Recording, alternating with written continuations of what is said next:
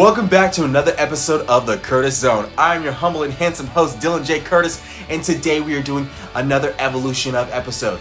This is a request by a fan. He asked me to do an evolution of the Toa, of Bionicle. Someone else also asked me to do an evolution of Tommy in Mighty Morphin Power Rangers to, well, his last appearance, but I'm going to do that later, okay? For right now, today's all about an evolution of Bionicle. So hit that like and subscribe button. Sit back, relax, because me, your humble and handsome host, Dylan J. Curtis, with the popping pecs, of course, will give you this episode. Now, before we get started, as always, news.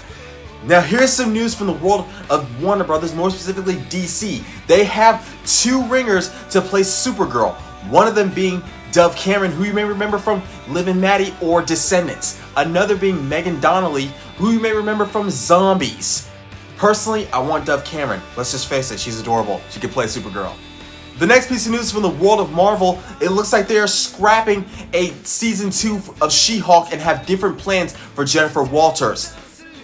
I think that's a good idea because, like I've said it before and I will say it again, Marvel, you need to slow down. The next piece of news from the world of live-action animes, it has been rumored that they are doing a casting call for a live-action Samurai Troopers or Ronin Warriors, if you will, which I will be doing a history of on very, very soon. Now, let's get into this evolution, shall we? I'm going to be going through the evolution of the Toa from the start to the end. Now, like always, I am focusing only on the TV shows or the comic books. I am not focusing on the movies, okay?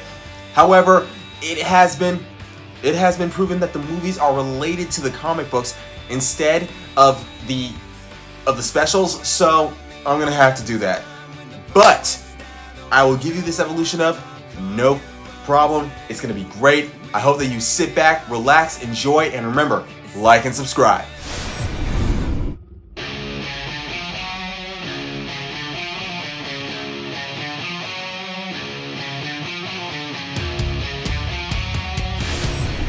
The first incarnation of the Toa are the Toa Mata. The Toa Mata consists of 6 elemental heroes who embody the elements of fire, earth, stone, ice, water, and air. You see, the Toa Mata are protectors of Mata Nui, which is a city located on an island. And they are the first and most powerful of the Toa. However, they would change in the comic books into a new form. Toa Mata would repel an army of creatures known as the Bolar and were transformed into the Toa Nuva. In the Toa Nuva, they will receive new masks of greater power, improved body armor, and new weapons that give them amazing dual action ability. They also receive an enhancement to their elemental powers and an enhancement to all their vehicles as well. And can I say how cool they look as well? Come on, look at this. We would then move on to the city of Metru Nu, where we will meet the Toa Metru. They are different because they receive their powers from a former Toa, who would then give them the ability to control the elemental forces and give them new body armor and weapons. The Toa Metru were different because their elemental tools were actually elemental tools, actual tools. And in the comic books, their tools were different than they were in all the other promo photos, but they were cool nonetheless. Ladies and gentlemen, the Toa Metru. While caught in the Vizirac web, the Toa Metru will be turned into the Toa Hordeca. In Bionicle Web of Shadows, the Toa Hordeca were a creation of a mutation by the Incineroar Queen. The Incineroar web is basically a mutation and transmutation ceremony, which she did to the Toa. The Toa would use their skills to defeat the Incineroar Queen and repel the swarms. It was amazing to see, my friends. The Toa and Nika were the next team of Toa to ever be in Bionicle. Battling against the Paraka and in search of the Mask of Life, the Toa and Nika are very, very different from every other Toa due to the fact that their weapons are light up and they all have the multi-shot Zamo launcher. So the Toa and Nika are very cool and very powerful. However, they would then move on to a different version of the Toa. The Toa Inika would go underwater as the Toa Mari in search of the Mask of Life. They would battle the Baraki creatures in an underwater war in order to find the Mask of Life, and in order to use the Mask of Life to rebuild their island home. The Toa Mari were actually the coolest because, as all Toa have a water-based Toa warrior, their water-based Toa warrior was even more powerful than every other Toa. So, yeah, cool.